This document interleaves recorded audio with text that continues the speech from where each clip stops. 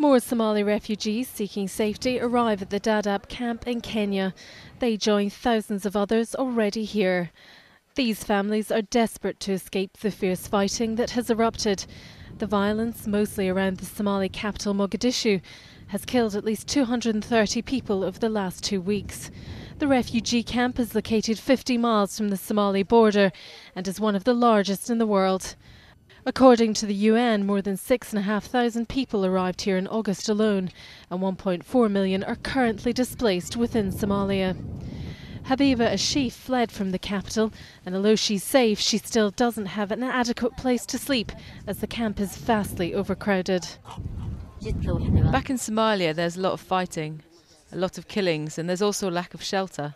That's the reason I decided to come here. When we arrived, there was still one problem: the lack of shelter. This is what people like Habiba are fleeing from.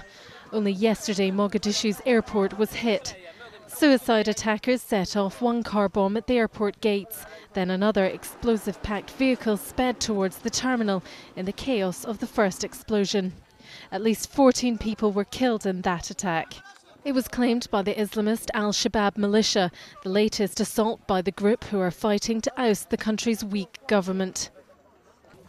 Antonio Guterres, the United Nations High Commissioner for Refugees, is in Kenya to visit Dadaab camp.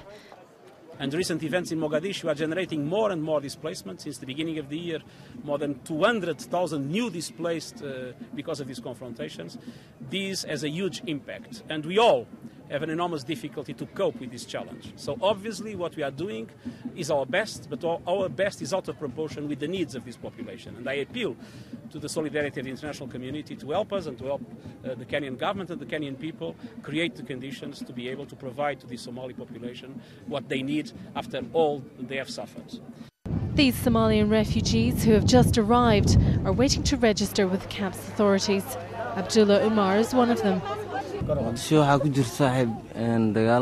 Mogadishu there is a lot of fighting, and one cannot live for long in a place where there is fighting.